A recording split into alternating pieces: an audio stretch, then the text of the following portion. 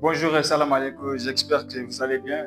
Aujourd'hui, dans cette vidéo, nous allons voir comment on peut réaliser un schéma de câblage du démarrage direct d'un moteur asynchrone triphasé. Alors ici devant nous, nous avons des circuits.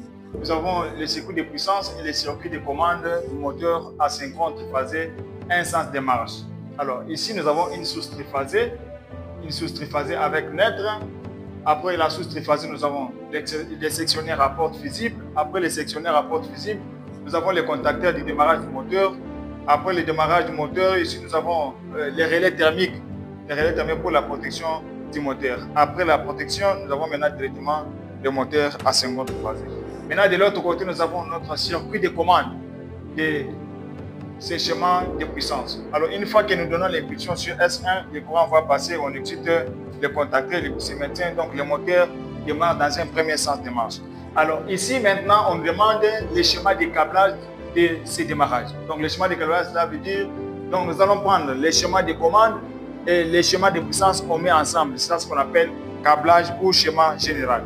Alors, pour faire le schéma de câblage, qu'est-ce qu'il faut? La première des choses, vous devez d'abord représenter.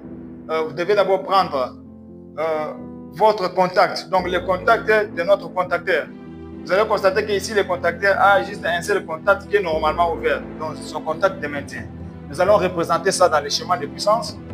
Nous allons représenter ces schémas, ou soit les contacts ici de notre contacteur dans le schéma de puissance. Alors, la deuxième des choses, nous devons maintenant prendre la source de tension. Donc ici, il y a une source de tension qui est monophasée, parce que de l'autre côté, le schéma de puissance est alimenté par une source triphasée, 3 phases. Alors maintenant, une fois que nous voulons connecter maintenant les schémas de commande, il faut qu'il y ait la présence de fils de neutre, donc fil neutre. Alors, ici, nous allons commencer maintenant par notre protection qui est le disjoncteur. Donc le disjoncteur qui est l'appareil de protection contre les courts-circuits dans l'installation. Nous allons mettre ça dans les circuits de commande. Donc ici, je vais représenter dans les marqueurs rouges pour voir les circuits de commande. Donc ici, j'aurai besoin d'abord d'une seule phase. Je dois mettre ici une protection aussi, un sectionnaire avec une protection. Voilà. Donc ici, nous avons représenté directement notre FO, donc la protection. Maintenant, les fils qui quittent au niveau de SO entrent dans 95 et ça sort dans 96 de notre protection, donc les relais thermiques de notre moteur. Donc les fils ici qui quittent là-bas, ça doit entrer dans 95. Donc je viens avec ces fils, ça doit entrer dans 95 de notre relais thermique. Relais thermique. Donc j'entre dans 95 et la sortie de 95 doit entrer maintenant dans la borne 1 et ça sort dans la borne D de notre bouton poussoir qui est normalement fermé pour les SO, donc le bouton poussoir d'arrêt général. Donc la sortie, je vais aller avec 96, doit aller au niveau de notre bouton poussoir qui est normalement fermé. Normalement fermé. Le bouton poussoir normalement fermé, donc j'entre dans 1 et ici je sors dans D. Maintenant vous allez voir que le D vient directement entre dans 3 d'un contact qui est d'un bouton poussoir qui est normalement ouvert et ça sort dans 4. Donc les S1. Donc je mets les 2 boutons poussoirs ici en série. Donc un bouton poussoir normalement fermé et un bouton poussoir normalement ouvert.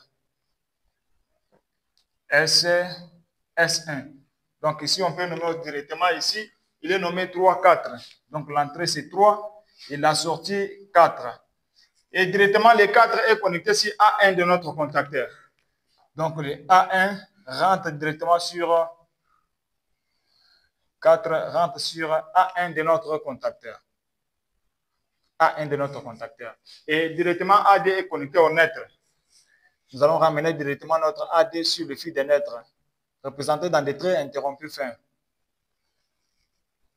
pour différencier la phase et les neutres. Alors, ici, qu'est-ce qui reste? Nous allons maintenant connecter notre maintien. Vous allez voir que le maintien de 13, 14 ici, donc 13, 14, que le contact de maintien est connecté sur 3 et 4. Donc 3 et 4, nous allons prendre les maintiens à partir ici au niveau du 3. Nous connectons de l'autre côté au niveau du 3. Au niveau du 3. Et la sortie rentre directement sur sur 4 de notre contact normalement ouvert. Ça rentre sur 4. Sur 4 ici. Je pense que notre circuit de commande, soit circuit de câblage, est bien réalisé. Une fois que nous allons donner l'impulsion sur S1, directement le courant passe et on excite le contacteur. Une fois que le contacteur est excité, il ferme directement ici. Là, le courant passe. Là, on va démarrer notre moteur. Une fois que le moteur démarre, et il ferme directement son contact là-bas. Là, il se maintient. Merci. C'était encore. Je ne sais pas pourquoi ça fait.